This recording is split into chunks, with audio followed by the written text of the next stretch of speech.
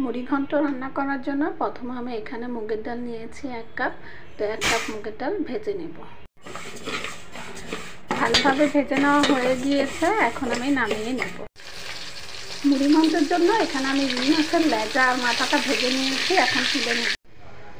মাছ ভাজা তেলে পেঁয়াজ কুচিগুলো দিয়ে দিলাম।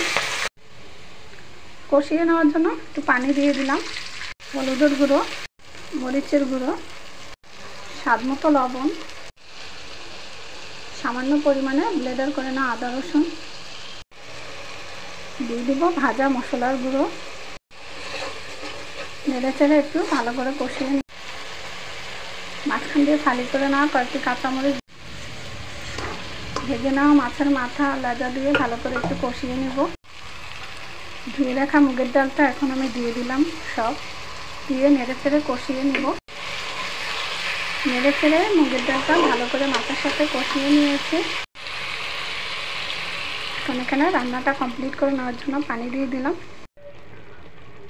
মুড়ি ঘন্ট রান্নাটা কমপ্লিট হয়ে গিয়েছে, আপনাদের সাথে শেয়ার করে দেখিয়ে দিলাম।